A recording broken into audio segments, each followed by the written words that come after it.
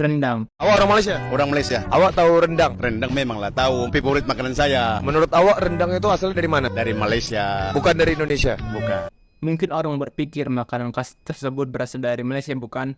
Ya, memang bukan dari sana. Tapi dari mana? Yang pastinya itu berasal dari Sumatera Barat, lebih tepatnya di Minangkabau. Apa iya rendang berasal dari situ atau berasal dari tempat lain? Makanya itu kita akan membahas makanan rendang peringkat pertama versi CNN pada tahun 2011. Sebelum itu jangan lupa like, subscribe, dan share kepada kerabat kalian supaya saya lebih semangat membuat hal-hal yang menarik di Indonesia hingga sampai ke luar negeri. Mari kita mulai. Rendang bermula pada resep turun-temurun dan dimulai pada abad ke-8 sampai ke-14, di mana perdagangan perempah itu terjadi di Minangkabau, Sumatera Barat. Negara yang melakukan perdagangan itu yaitu India, Arab, Cina, Portugis, dan beberapa negara lain yang memiliki keuntungan di daerah tersebut pada eranya. Mungkin orang berpikir, apa iya orang Minangkabau sama dengan Jawa? Jawabannya tidak, karena perbedaan dari karakteristik budaya dan kacau itu berbeda. Rendang merupakan masakan yang diolah dengan daging dan ditambahkan oleh bumbu rempah-rempah dalam memasak secara lama. Alasan lama biar menyatu dan meresap ke dalam daging. Non Agustina melaporkan bahwa kombinasi daging dan rempah-rempah memiliki kemiripan dengan masakan India Utara sebagai cikal bakal Sumatera Barat. Rendang diambil dari kata kerja yaitu marandang dan dari kata kerjanya randang dalam bahasa Indonesia yang berarti secara perlahan-lahan, mengacu pada proses memasak secara perlahan-lahan.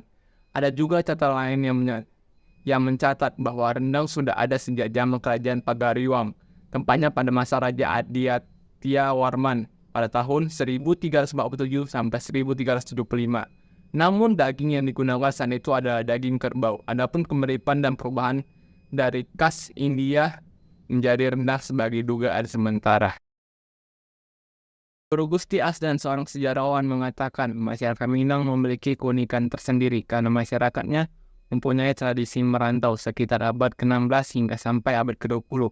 Ada opini lain yang mengatakan sejarah orang Minang bisa ke negara-negara tetangga seperti Malaysia, Thailand, dan Singapura merupakan hal yang wajar karena tradisi merantau yang sangat kuat untuk menumbuhkan perekonomian masyarakatnya di daerahnya. Ada juga sumber lain yang paling tua dan menyanggah akan hal tersebut ketika Sultan Malaka sendiri yang mengatakan bahwa orang Minang sudah lama di sana sekitar tahun 1511 yang sudah dihancurkan oleh orang Portugis. Masyarakat Minangkabau yang merantau dengan perjalanan yang jauh memiliki pemikiran sendiri tentang makanan yang bertahan lama di perjalanan. Ada dua kemungkinan makanan yang bertahan lama, yaitu rendang dan dendeng. Makanan ini memiliki perbedaan dan karakteristik yang berbeda. Pada abad ke-20, warung Minang bermigrasi secara besar-besaran ke negeri seberang. Menurut data sensus pada tahun 1930, jumlah penduduk Sumatera Barat di luar tanah air sekitar 211.000 jiwa yang tersebar di seluruh Sumatera, dari Jambi, Riau, Sumatera hingga sampai Malaysia, Singapura, dan Thailand. Menurut M. Nur mengatakan, juga Melayu Minangkabau dikategorikan sebagai Melayu muda atau bisa disebut Deltro Melayu yang tidak hanya tersebar di Sumatera Barat tetapi mendiami sejumlah tempat hingga semenanjung Malaya, atau kita bisa bilang Malaysia. Menurut pendapat saya, wajar teman-teman Minangkabau yang berada di sana begitu banyak.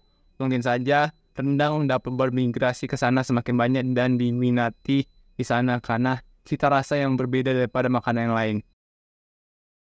Menurut pendapat saya, makanan seperti rendang bisa saja menjadi perang verbal karena dari satu sisi dari Malaysia mengklaim makanan tersebut tapi tidak tahu sumber dari mana. Dari satu sisi seperti Indonesia tersulut emosinya karena teman-teman yang di seberang nggak tahu dari mana.